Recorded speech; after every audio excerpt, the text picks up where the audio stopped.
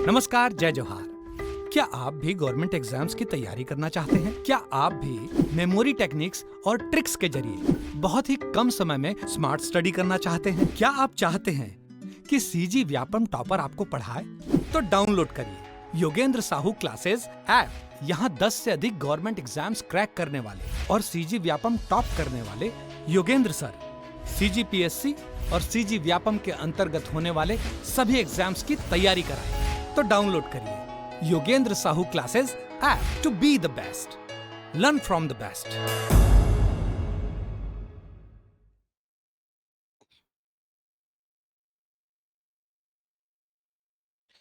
नमस्कार दोस्तों, स्वागत है आपका योगेंद्र ऑनलाइन क्लासेस में।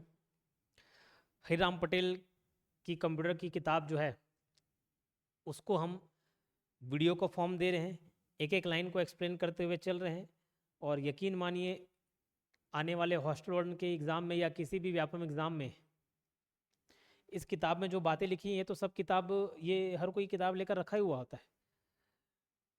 इस किताब को इंटरप्रेट करने का मेरा मकसद सिर्फ ये है कि इसमें जो बातें लिखी हुई हैं वो आपको पूरा का पूरा समझ आ जाए, साथ ही साथ मैं एक्सप्लेन भी करते चलूँ तो एक्स्ट्रा पॉइंट भी आपको मालूम चले, तो एकदम सफिशेंट हो जाएगा आपके लिए। ठीक, तो चलिए इसी क्रम में हम आज तीसरा चैप्टर देखेंगे। तीसरे चैप्टर का ये पहला पार्ट रहेगा, इनपुट एवं आउटपुट डिवाइस। इनपुट एवं आउटपुट डिवाइस, तो इनपुट एवं आउटपुट डिवाइस के बारे में हम पढ़ लेते हैं क्या होता है। देखो, कंप्यूटर क्या करता है? कंप्यूटर का काम सिर्फ ये है कि आप जो उसको डेटा दे रहे हो, मतलब आप जो इनपुट दे रहे हो उसको प्रोसेस करे और आपको रिजल्ट दे। तो कंप्यूटर का बेसिक काम क्या है? हम उसको इनपुट देंगे, मतलब हमसे वो इनपुट लेगा, उसको वो क्या करेगा? प्रोसेस करेगा, और प्रोसेस करके हमको आउटपुट दे देगा। क्या दे देगा? आउटपुट दे देगा। अब भैया मैं जो इनपुट दूंगा कंप्यूटर को, हम लोग जो इनपुट देंगे कंप्यूटर को, वो किसके माध्यम से देंगे? इनपुट डिवाइस के माध्यम से देंगे। क्या? इनपुट डिवाइस के माध्यम से देंगे। और कंप्यूटर जो हमको देगा वो किसके माध्यम से देगा? आउटपुट डिवाइस के माध्यम से देगा। हम जो कंप्यूटर को डेटा दे रहे हैं वो इनपुट डिवाइस के माध्यम से देंगे, और कंप्यूटर जो हमको इंफॉर्मेशन हमको देगा वो आउटपुट डिवाइस के माध्यम से देगा। समझ आ रही बात? जैसे कि कीबोर्ड, आपको कुछ कंप्यूटर के अंदर टाइप करना होता है तो कीबोर्ड का यूज करते कि नहीं करते? तो कीबोर्ड क्या हो गया कि इनपुट डिवाइस हो गया। और कंप्यूटर आपको जो इन्फॉर्मेशन देता है, जो लिखा हुआ या कोई पिक्चर सीन दिख रहा है आपको स्क्रीन पर, तो स्क्रीन क्या हो गया? आउटपुट डिवाइस हो गया। कंप्यूटर आपको दिखा रहा है कुछ, तो वो आउटपुट डिवाइस के माध्यम से दिखाता है। तो इनपुट और आउटपुट डिवाइस समझ गए? तो हम इस लेक्चर में इनपुट और आउटपुट डिवाइस के बारे में पूरा पढ़ेंगे, एक एक चीज देखेंगे, इनपुट डिवाइस और आउटपुट डिवाइस। ध्यान देना, इनपुट डिवाइस और आउटपुट डिवाइस को मिलाकर, इनपुट डिवाइस और आउटपुट डिवाइस को मिलाकर पेरीफेरल डिवाइस बोला जाता है। क्या बोला जाता है? पेरीफेरल डिवाइस बोला जाता है। क्या बोला जाता है? पेरीफेरल डिवाइस बोला जाता है। पेरीफेरल डिवाइस मतलब होता है input plus output device. Input plus output device, ध्यान रखिएगा, input plus output device is equal to क्या होता है? Peripheral device. तो नॉन पेरीफेरल डिवाइस भी होगा, हाँ नॉन पेरीफेरल डिवाइस भी होता है। जैसे वो सारे कंपोनेंट जो कंप्यूटर के अंदर यूज होते हैं ना, उसको नॉन पेरीफेरल डिवाइस बोलते हैं। और बाहर से जो जुड़े होते हैं, जैसे इनपुट आउटपुट, कीबोर्ड अटैच आप बाहर से करते हो, तो कीबोर्ड क्या हो गया? एक इनपुट डिवाइस तो हो गया, साथ ही साथ पेरीफेरल डिवाइस भी हो गया। स्पीकर, स्पीकर बाहर से कनेक्टेड रहते हैं। तो जितने भी चीजें बाहर से कनेक्टेड है ना, वो पेरीफेरल डिवाइस है, और उसमें इनपुट आउटपुट दोनों शामिल होता है। और जो कंप्यूटर के अंदर ही लगा हुआ है सिस्टम, वो सारे के सारे कंपोनेंट नॉन पेरीफेरल डिवाइस है। उसके उदाहरण हम लोग देखेंगे अंदर, है ना, पढ़ेंगे। तो देखो क्या लिखा हुआ, कंप्यूटर डिवाइस वे समस्त युक्तियां या डिवाइसेस जो कंप्यूटर के साथ प्रत्यक्ष या प्रत्यक्ष रूप से जुड़े होते हैं, डायरेक्टली या इनडायरेक्टली, जिसका यूज कंप्यूटर में डेटा को इनपुट करने व आउटपुट कार्य को, मतलब आउटपुट वाले काम को संपन्न करने में काम आता है, उसे कंप्यूटर डिवाइसेस कहा जाता है। इसका वर्गीकरण दो तरीके से किया जाता है, एक इनपुट डिवाइस और आउटपुट डिवाइस। तो वर्गीकरण अगर उपयोग के आधार पर देखें, इनपुट और आउटपुट जो मैंने अभी समझा दिया उसको मैं एक्सप्लेन कर देता हूँ। वे सभी डिवाइस जिनके द्वारा कंप्यूटर में इनपुट देने का काम किया जाता है।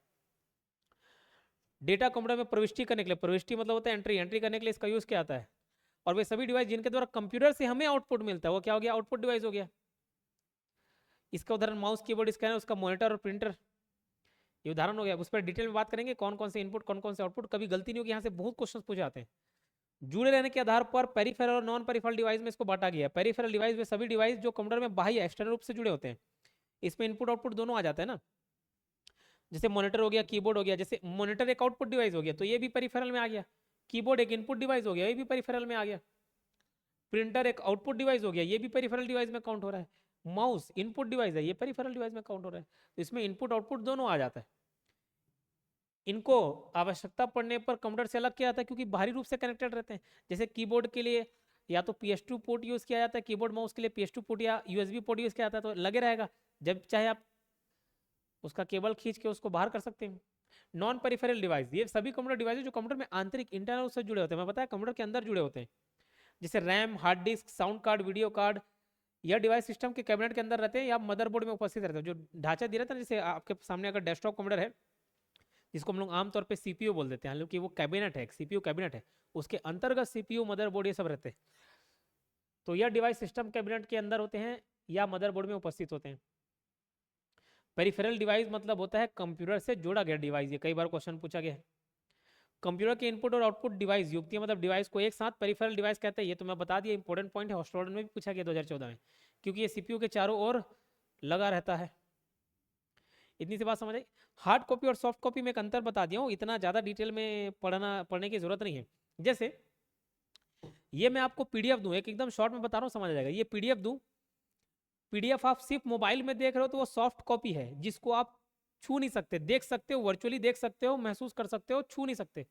सर कैसी बात कर रही है, ये छू दिया, अरे इसको छू दिया, ये अंदर ये हार्ड कॉपी छू के उसको चेंज कर दिया क्या? नहीं, अंदर ऐसे हाथ डाल लोगे? नहीं डाल पाओ। लेकिन इसी का प्रिंट आउट निकाल लो, और प्रिंट आउट निकाल लोगे तो कागज को तो छू सकते हो भैया, वो कॉपी कैसी है? Hard copy. और सॉफ्ट कॉपी जो डिस्प्ले हो रहा है, सिर्फ क्या हो रहा है? डिस्प्ले हो रहा है, तो वो सॉफ्ट कॉपी हो गई। जो मॉनिटर पे दिख रहा है वो सॉफ्ट कॉपी हो गई, मोबाइल पे दिख रहा है सॉफ्ट कॉपी हो गई, जो आपके हाथ में है। बोले सर हाथ में तो वो कंप्यूटर, अरे जो भी हाथ में ले रहे हो उसको वो हार्ड कॉपी सॉफ्ट कॉपी ऐसे नहीं बोल सकते, ठीक है। तो जो हाथ में है कॉपी पेज में है, वो क्या हो गया? हार्ड कॉपी हो गया। इसको फिजिकल कॉपी भी कहते हैं, ये स्थायी कॉपी है, इसे प्रिंटेड डॉक्यूमेंट कहा जाता है, इसे मूर्त कॉपी भी कहा जाता है। प्रिंटेड डॉक्यूमेंट प्रिंट आउट से निकाल रहे हो, ये आसानी से पोर्टेबल नहीं होते। मतलब भैया अगर मेरे को यहाँ से आपके पास देना है, अगर मैं सोचो एक बुक के फॉर्म में या PDF को फॉर्म में निकालूं और आपको सबको PDF बांटते रहूं, तो भैया प्रिंट वाला PDF जाऊंगा तो हर किसी घर जाना पड़ेगा। लेकिन ये आसानी से पोर्टेबल है कि नहीं, एक जगह से दूसरी जगह तुरंत एक बार नोट्स में अपलोड कर दिया। इसका PDF कहाँ मिलेगा? कई बच्चे पूछते हैं। अच्छा वो याद आ गया भैया, PDF मिलेगा आपको टेलीग्राम चैनल में। Telegram channel Yogesh Sahu online classes नाम से टेलीग्राम चैनल है, जाके जुड़ना है उसमें सारे PDF हैं। तो एक बार भेज दिया चले गया। तो सॉफ्ट कॉपी भेज रहा हूँ कि नहीं भेज रहा हूँ, है ना। तो ये आसानी से पोर्टेबल है। तो ये एक फिजिकल कॉपी होता है, एक स्थायी कॉपी से इसे प्रिंटेड डॉक्यूमेंट कहा जाता है, मूर्त कॉपी भी कहा जाता है। आसानी से पोर्टेबल नहीं होता, ये नहीं होता, ये वाला हो जाता है। इसे एडिट नहीं किया जा सकता। अरे एक बार जो छप के आ गया उसको कहाँ से एडिट करूंगा?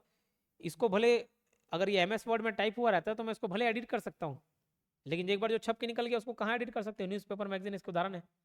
इसका उदाहरण PDF हो गया, डॉक्यूमेंट हो गया। हालांकि PDF में भी जो चेंजेस नहीं किए सकते, अगर वो MS वर्ड में लिखा हुआ है ना तो भले चेंजेस हो जाते हैं। इसे वर्चुअली आभासी कॉपी कहते हैं, या अस्थायी टेम्पररी कॉपी है। नॉन प्रिंटेड डॉक्यूमेंट कहा जाता है, अमूर्त कॉपी कहा जाता है। आसानी से पोर्टेबल होते हैं, इसे एडिट किया जा सकता है। अगर MS वर्ड या MS एक्सेल सब में है तो PDF का फॉर्म दे देते तो उसमें कोई चेंजेस नहीं हो पाते। समझ आ रही बात? अब हम लोग इनपुट डिवाइस के बारे में पढ़ेंगे। वे समझ डिवाइस का तो ओवरऑल मीनिंग हम लोग देखें। वे समझ डिवाइस जिससे हम कंप्यूटर को डेटा दे रहे हैं। इनपुट डिवाइस है, दोबारा नहीं पढ़ रहा हूँ, उसको रीड मान लेना। इनपुट डिवाइस के मुख्यतः ये कुछ काम है, उसको याद। इनपुट डेटा को स्वीकार करना, हम दे रहे उसको एक्सेप्ट करना। एक्सेप्ट किए गए डेटा को कंप्यूटर के समझने लायक कमांड में बदलना। तत्पश्चात परिवर्तित डेटा को मेमोरी यूनिट तक पहुंचाना ताकि वो भैया प्रोसेस कर सके। अब कंप्यूटर में यूज होने वाले इतने इनपुट डिवाइस हैं, इसका अलग अलग वर्गीकरण कर दिया गया है। एक साथ हम लोग पढ़ लेते हैं, उसके बाद एक एक ठोक को डीप में पढ़ेंगे, डीप में देखेंगे। जैसे इनपुट डिवाइस, प्रत्यक्ष data entry, direct data entry, और एक सोर्स डेटा एंट्री। प्रत्यक्ष मतलब डायरेक्ट डेटा एंट्री, और ये सोर्स डेटा एंट्री। इसको दो अलग अलग प्रकार में बांट दिया है।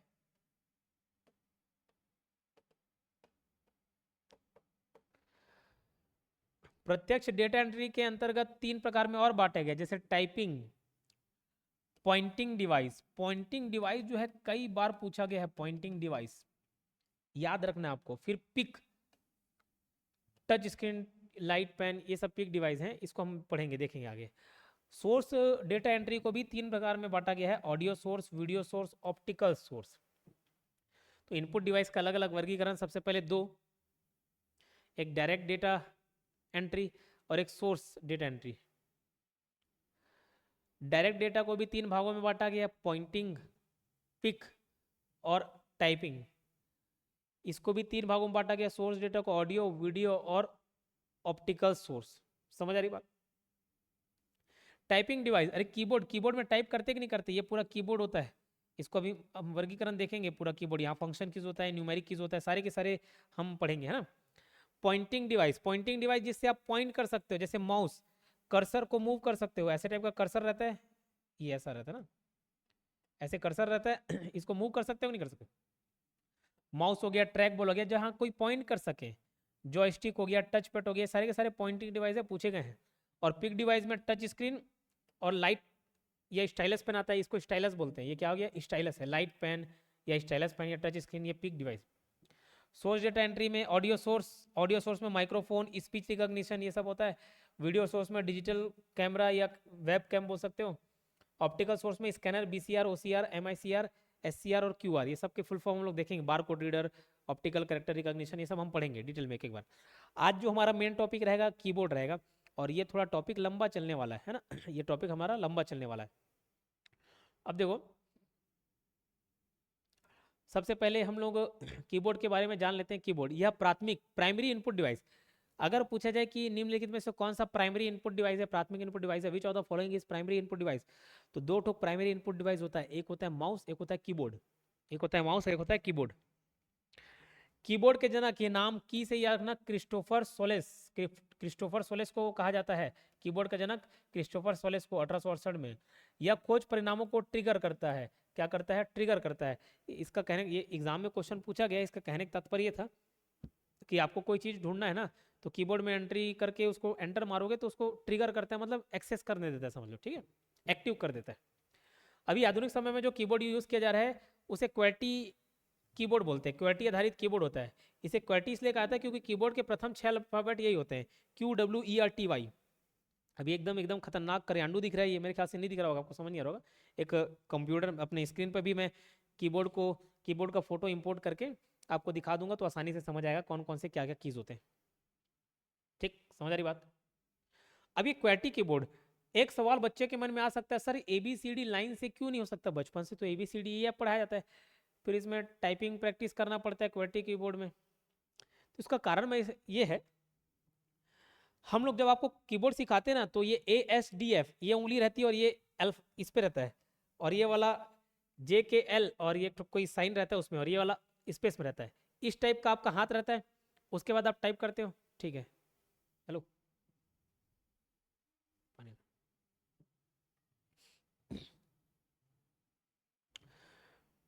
ठीक, क्या बता रहा था, ये ASDF और ये JKL वाले में यूज रहते हैं।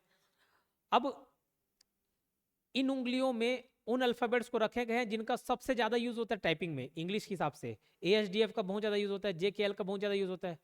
फिर ऊपर QWERT इधर ऐसे वर्ड्स को रखा गया है जिनका यूज बहुत कम होता है, लेकिन वो भी उंगलियों के हिसाब से, जैसे चीनी उंगली बहुत कम यूज होता है, चीनी उंगली जो है बहुत कम यूज होता है, तो इसका मूवमेंट बहुत स्लो होता है, देखना ये ऊपर जाने के लिए ना थोड़ा टाइम लगता है, तो क्यू का यूज बहुत कम होता है करके क्यू को इधर रख दिए, ठीक। लेकिन ई और ERT ये सब का यूज बहुत होता है, तो उसके लिए ये उंगली का यूज किया जाता है, जब आपको ERT दबाना होता है ना, तो ये उंगली ऐसे यूज करते हो, उसके हिसाब से क्वेटी डिजाइन किया गया है ताकि आप उंगलियों का एकदम मैक्सिमम यूज कर सको। तो बहुत सोचा समझा ये कीबोर्ड का फॉर्मेट है, इससे बेहतर और कीबोर्ड नहीं हो सकता था। अब ध्यान देना, कीबोर्ड में कितने बटन होते हैं, तो 108 बटन, कहीं कहीं में 3-4 ठोक को हटा दिए तो 104 कर दिए, तो 104 या 108 बटन। कुंजी, कुंजी मतलब कीज, कुंजी मतलब क्या, कीज, कीज वाले कीबोर्ड का यूज किया जाता है।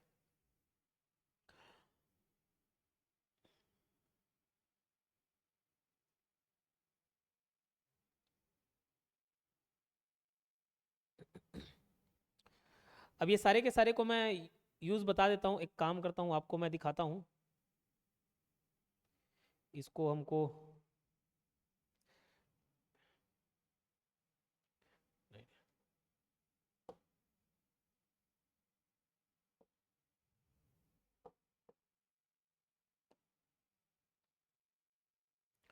कीबोर्ड में आपको पूरा फॉर्मेट दिखा देते हैं।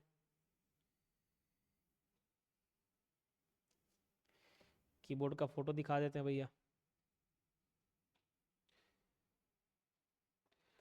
क्वालिटी तो कुछ खास दिख नहीं रहा है। ये क्वालिटी अच्छा आ रहा है, समझ आ रहा है फोन? ये तो मेरे को ही ब्लर दिख रहा है। ठीक है, कोई दूसरा कीबोर्ड देखते हैं, उसके बाद पूरा समझाते हैं आपको कीबोर्ड के अलग अलग कीज, अलग अलग फंक्शंस।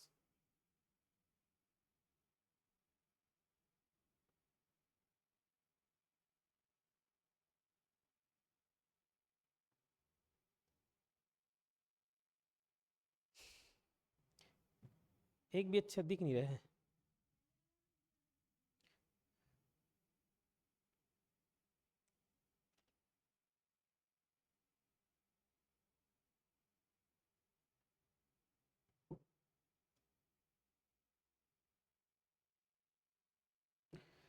चलो, ये अगर दिख रहा होगा तो इसको हम देख लेते हैं, इसी को ही यूज़ कर लेते हैं, इसी को देख लेते हैं।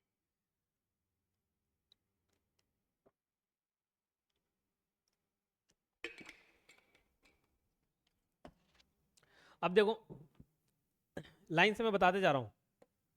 ये F1 से लेके F12 तक है, इसको हम बोलते हैं फंक्शंस कीज। क्या बोलते हैं? Functions keys. F1 F2 F3 F4 करके F12 तक जो है, इसको क्या बोलते हैं? फंक्शन कीज बोलते हैं। फंक्शन कीज क्यों बोलते हैं? क्योंकि इसके अलग से फंक्शन होते हैं। F1 F2 दबाने से अलग अलग फंक्शंस काम करते हैं। ठीक, समझ आई बात? ये आपका एस्केप बटन हो गया, ये टैब बटन हो गया, ये कैप्स लॉक। कैप्स लॉक मतलब छोटे अल्फाबेट में लिखना है या बड़े अल्फाबेट में लिखना है, इसके लिए कैप्स लॉक का यूज़ किया जाता है। टैब के अलग अलग यूज है। ये शिफ्ट बटन है, शिफ्ट बटन कई कई जगह, दो जगह दिया जाता है, एक इधर शिफ्ट है, एक उधर शिफ्ट है। ठीक है, क्या होता है जब हमको टाइपिंग करना होता है ना, तो जैसे आप नॉर्मल ABCD स्मॉल लेटर में लिख रहे हो, अचानक से आपको सिर्फ एक अल्फाबेट को कैपिटल लेटर में लिखना है, तो शिफ्ट दबा के यूज कर सकते हो। तो कभी इधर से भी शिफ्ट दबा लेते हैं और इधर का अल्फाबेट यूज करना तो इधर से शिफ्ट दबा लेते हैं, ऐसा कॉम्बिनेशन यूज किया था। तो दो शिफ्ट बटन दिया रहता है। इसको बोलते हैं CTR मतलब कंट्रोल। ये है ऑल्ट, ऑल्टरनेट बटन। इसको बोलते हैं स्पेस बार। ये क्या है? Space bar. स्पेस बार, ये भी ऑल्ट हो गया। ये आपका विंडोज, यहाँ पे एक विंडोज बटन होता है, विंडोज बटन। ठीक है, कौन सा? Windows button. ये एंटर हो गया, शिफ्ट हो गया, बैक स्पेस, ऐसे बहुत सारे नंबर रहते हैं। ये सब की को ना अल्फा न्यूमेरिक कीज बोलाता है, क्योंकि अल्फा न्यूमेरिक में ये अल्फाबेट भी आता है, नंबर भी आता है, और ये सिंबल वगैरह भी है। ये डॉलर, परसेंटेज, सब साइन बना ना, तो इसको अल्फा न्यूमेरिक कीज बुलाता है। ध्यान देना, शिफ्ट हो गया, कंट्रोल हो गया, ऑल्ट हो गया। शिफ्ट, कंट्रोल, ऑल्ट, ये सभी को स्पेशल पर्पस की, स्पेशल पर्पस कीज या मॉडिफायर कीज भी बोला जाता है। क्या बोला जाता है? स्पेशल पर्पस कीज या मॉडिफायर कीज बोला जाता है। क्यों बोला जाता है? क्योंकि इनका स्वतंत्र रूप से कुछ खास यूज नहीं है। खाली आल्ट आल्ट दबाओगे तो नहीं होगा, कंट्रोल कंट्रोल दबाओगे तो नहीं होगा। जैसे हमको कोई टेक्स्ट कॉपी करना है तो हम दबाते हैं Ctrl+C। तो अब ये C दबाने से C ना लिखा के Ctrl और C दबाने से कॉपी हो जाता है। तो ये किसका स्पेशल पर्पस हो जाता है। ये मॉडिफायर कीज है, मतलब उसको दबा के हम किसी अल्फाबेट को मॉडिफाई कर सकते हैं। अब उसको दबाएंगे और सी को दबाएंगे तो वो सी नहीं लिखाएगा, वो टेक्स्ट को कॉपी कर लेगा, सेलेक्टेड टेक्स्ट को क्या कर लेगा? कॉपी कर लेगा। इसलिए इसको क्या बोलते हैं? मॉडिफायर कीज बोलते हैं। क्या बोलते हैं इसको? ध्यान रखना, मॉडिफायर कीज बोलते हैं। ध्यान रखिए, क्या बोलते हैं इसको? Modifier keys.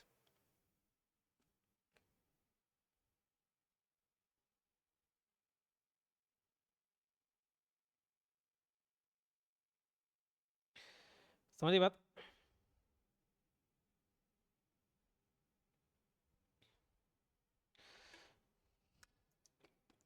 मॉडिफायर कीज बुलाता है।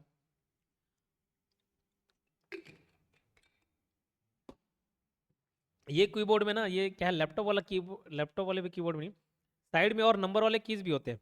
मैं वापस आपको अपने हरिराम पटेल सर की किताब में ले जाके दिखाता हूँ। थोड़ा सा काला जरूर दिखेगा, लेकिन आपको समझ आ जाएगा वो। उसी में दिखाते हैं। ये देखो यहाँ पे, अब इमेजिन करते चलना एकदम। ये जो यहाँ पे नंबर दिए हुए हैं 1 2 3 4 5 6, इसको क्या बोलते हैं? न्यूमेरिक कीज, क्योंकि अलग से नंबर दिए रहता है। अलग से क्या दिया रहता है? नंबर दिए रहते हैं। यहाँ पे एरो कीज होते हैं, इसको क्या बोलते हैं? Arrow keys. इसी को ही एरो कीज, इसी को ही कर्सर भी बोल सकते हैं, direction keys. Arrow keys, direction keys, ये बोला जाता है। क्या बोलते हैं? एरे, एरो या डायरेक्शन। अलग अलग एरो बने होते हैं चारों साइड के, ऐसे चार अलग अलग बटन दिए रहते हैं। इसको क्या बोलते हैं? एरो कीज या डायरेक्शन कीज। बाकी सब के बारे में तो मैंने बता दिया है ना, सब के बारे में लगभग बता दिया। अब मुझे कमेंट बॉक्स में लिख कर बताना, ये तो नॉर्मल, ये जो आप कीबोर्ड देख रहे हो ना, ये नॉर्मल कीबोर्ड है। मैं आपको पूछ रहा हूँ, मेरे ख्याल से इस किताब में नहीं दिया होगा, मैकबुक समझते हो? मैकबुक जो एप्पल के प्रोडक्ट्स आते हैं ना, एप्पल मतलब सेव फल खाने वाला नहीं, मोबाइल हो गया, कंप्यूटर हो गया, तो एप्पल का मैकबुक आता है। तो मैकबुक में मॉडिफायर कीज किसको बोलते हैं, कौन कौन से मॉडिफायर कीज होते हैं, क्योंकि इसमें थोड़ा सा अलग कीज होता है, नॉर्मल कीबोर्ड में अलग होता है और ऐप में अलग होता है। तो ये सारे पार्ट मैं कहाँ पे कराया हूँ, खाटी क्वेश्चन सीरीज करके मेरा एक यूट्यूब पर प्लेलिस्ट देख सकते हो चैनल पे, खाटी क्वेश्चन सीरीज। तो हॉस्टल ऑर्डर में जो 30 मार्क्स का पूछ रहा है, अगर आपको 30 में 30 लाना है तो प्लेलिस्ट को जरूर देखिएगा, वो प्लेलिस्ट को जरूर देखना, ठीक है। तो वहाँ पे मैं बताया हुआ हूँ, अपने कोर्स में भी इसका मेंशन है, अपने कोर्स में भी मेंशन किया गया हूँ। तो अगर इसके अलावा भी आपको चाहिए, क्योंकि ये जैसे मैं यूट्यूब पे डालूंगा, ये यूट्यूब पे तो सब पढ़ लेंगे, सारे बच्चे पढ़ लेंगे, सभी बच्चों का इनका नॉलेज होगा। अगर आपको थोड़ा सा एक्स्ट्रा नॉलेज जानकारी चाहिए, एक्स्ट्रा एफर्ट आप डालना चाहते हैं कि आपको एक्स्ट्रा नॉलेज मिले, तो साइड में वहाँ डिस्प्ले हो रहा होगा सारी एडवर्टाइजमेंट, तो आप हमारा हॉस्टल वार्डन का कोर्स खरीद सकते हो। हॉस्टल वार्डन का क्या कोर्स खरीद सकते हो, उसकी फीस 4000 है, बट शुरुआत में हम कुछ बच्चों के लिए मात्र इसको 1499 में अवेलेबल करा रहे हैं। 1499 में कोर्स खरीदने के लिए डायरेक्ट आप ऐप डाउनलोड कर सकते हो, वहाँ पे स्क्रीन में शो भी हो रहा होगा ऐप डाउनलोड कैसे करना है। तो गूगल प्ले स्टोर पर जाना है, हमारा एप्लीकेशन है योगेंद्र साहू क्लासेस नाम से, योगेंद्र साहू क्लासेस नाम से ऐप है, उसको डाउनलोड कर लीजिए, या फिर इस नंबर पर कॉल करके भी आप कोर्स परचेज कर सकते हो, 8770123687। ये जो मैं पढ़ा रहा हूँ इसका अगर आपको पीडीएफ चाहिए ना, तो ये पीडीएफ के लिए हमारा टेलीग्राम चैनल ज्वाइन करना पड़ेगा। टेलीग्राम चैनल में इसके पीडीएफ मिल जाएंगे। टेलीग्राम चैनल भी योगेंद्र साहू ऑनलाइन क्लासेस नाम से है, योगेंद्र साहू ऑनलाइन क्लासेस नाम से है, जहाँ पे गोल्डन बर्ड का लोगो लगे रहता है, तो ये आप खरीद लेना। साथ ही साथ मैं आपको टेस्ट सीरीज के बारे में भी बताना चाहूँगा। हॉस्टल वार्डन का टेस्ट सीरीज मात्र 99 में अवेलेबल है, उसके भी डिटेल आपको साइड में शो जाएंगे, 99 में अवेलेबल है, जिसमें 25 टेस्ट हैं, 20 सब्जेक्ट वाइज और 5 फुल लेंथ टेस्ट, जैसे एग्जाम में आना है वैसे 5 फुल लेंथ टेस्ट मिलेंगे आपको। सिर्फ कंप्यूटर के आप टेस्ट सीरीज खरीदना चाहते हो तो वो भी अलग से 99 में अवेलेबल है, उसमें भी टोटल 25 टेस्ट हैं, 1000 क्वेश्चन मिलेंगे उसमें आपको। कितने मिलेंगे? 1000 क्वेश्चन सिर्फ कंप्यूटर के। ये वाला सिर्फ हिंदी मीडियम में है ना, ध्यान रखना, हिंदी मीडियम में, तो हिंदी मीडियम में है क्वेश्चन, तो इससे आपकी तैयारी अच्छी खासी हो जाएगी। अब हम लोग कीबोर्ड में जो डिटेल में दिया उसको पढ़ लेते हैं। कंप्यूटर में की को उनके उपयोग के आधार पर बांटा गया है, इसे मुख्यतः निम्नलिखित कीज कहते हैं। अल्फा न्यूमेरिक, क्योंकि इसमें अल्फाबेट और डिजिट सब शामिल होते हैं, इसके अंदर A to Z भी हो गया और 0 to 9 संख्या भी आती है, साथ ही साथ सिंबल भी रहते हैं, है ना, स्लैश हो गया, डॉलर का साइन हो गया, @ का साइन हो गया, हैशटैग का साइन हो गया। फंक्शन कीज पूछे जाते हैं टोटल कितने फंक्शन कीज होते हैं, तो 1 से लेकर 12 होता है, मतलब 12 फंक्शन कीज होते हैं। F1 से लेकर F12 तक के की को फंक्शन की कहते हैं। कुल फंक्शन की संख्या 12 होती है, 12 छूट गया है। ये सभी की कॉमन की होते हैं, जिसका विशेष उपयोग है प्रत्येक फंक्शन की अपने आप में पूरे कमांड के बराबर होता है। फंक्शन की का मुख्य उपयोग यूजर का समय बचाना है।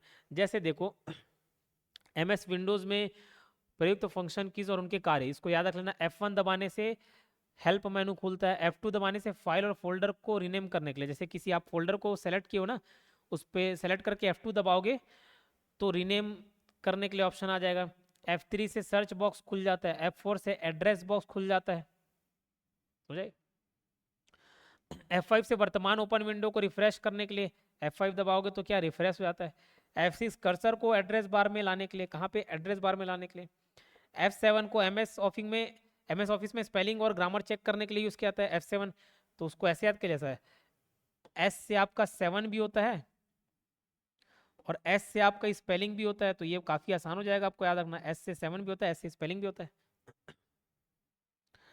फिर F8 विंडोज ऑपरेटिंग सिस्टम को सेफ मोड में ऑन करने के लिए या विंडोज ऑपरेटिंग सिस्टम के स्टार्टअप मेनू का प्रयोग करने के लिए। F9 में MS वर्ड डॉक्यूमेंट को रिफ्रेश करने के लिए उसका आता है।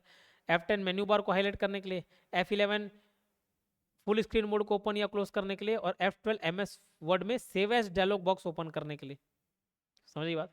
चलिए क्योंकि आप समझ लो शुरुआत में जो भी कुछ को के लास्ट में सेव ही तो करते हो, लास्ट में सेव करके डेटा को हटाते हो, ठीक है।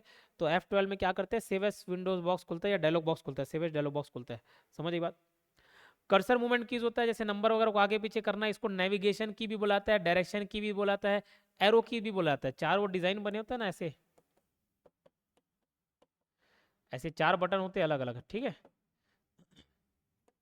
संख्यात्मक की, न्यूमरिक कीज, इसको न्यूमरिक कीबोर्ड भी बोलते हैं। अब ये न्यूमरिक कोड में ना माइनस इंटू डिवीजन और डॉट ये सब भी रहते हैं, जो प्लस माइनस मल्टीप्लिकेशन डिवीजन होते हैं ये सब इसमें होते हैं।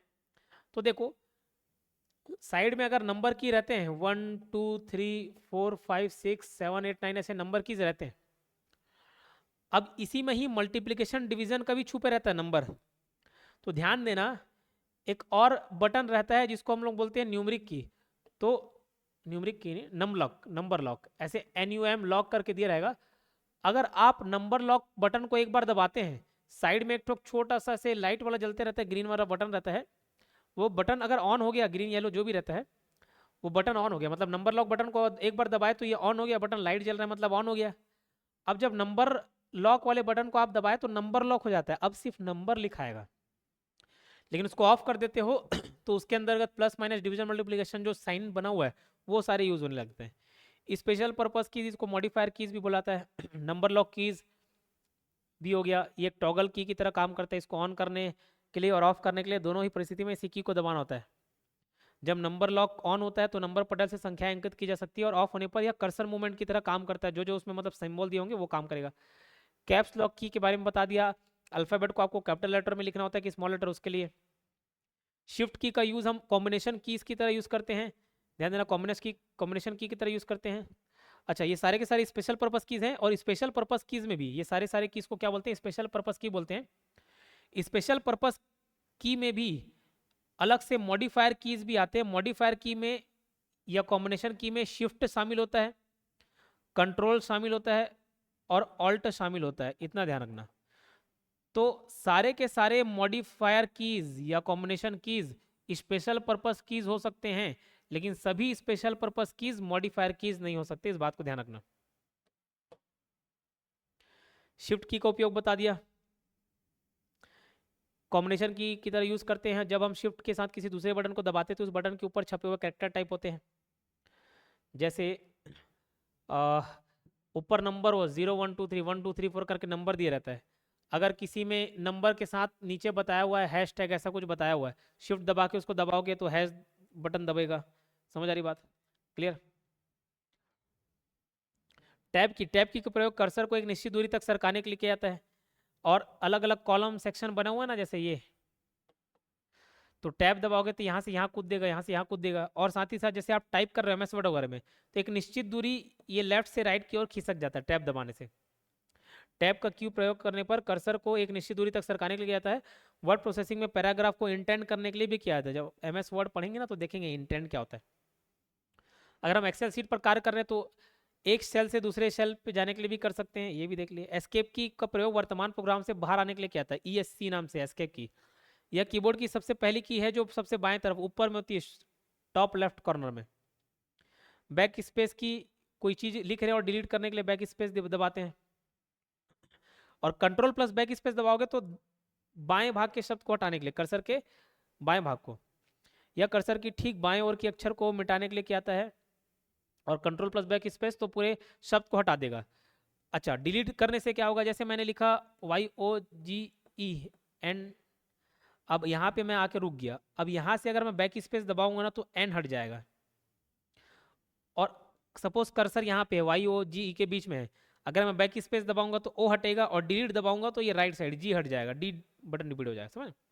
डिलीट की का प्रयोग किसी सेलेक्टेड आइटम को मिटाने के लिए भी किया जाता है, या कर्सर के ठीक दाएं ओर के अक्षर को मिटाता है, और कंट्रोल प्लस D दबा देंगे तो पूरे शब्द को हटा देगा। शिफ्ट प्लस डिलीट का यूज किस लिए किया जाता है, जैसे आप अगर कोई एक फोल्डर है उसको डिलीट कर दिया, या कोई फोटो है उसको आप डिलीट कर दिए, फोटो का डिलीट करोगे ना, खाली डिलीट बटन दबाओगे उसको सेलेक्ट करके, तो ये आपके रिसाइकल बिन में चले जाता है, जो कुछ दिनों तक होता है रिसाइकल बिन में, ये इसको ट्रैश फोल्डर भी बोलते हैं। तो रिसाइकल बिन में चले जाता है, जैसे आपको बाद में लगा कि नहीं यार फोटो डिलीट नहीं करना तो उसको वापस लाना है तो रिसाइकल बिन में जाके उसको वापस से रीस्टोर कर सकते हो। लेकिन अगर आपने एक बार शिफ्ट प्लस डिलीट कर दिया तो ये परमानेंट हट जाता है, फिर उसको रिकवर नहीं कर पाते। किसी फाइल को रिसाइकल बिन में भेजे बिना स्थायी तौर पर डिलीट करने के लिए शिफ्ट प्लस डिलीट यूज किया जाता है। क्लियर?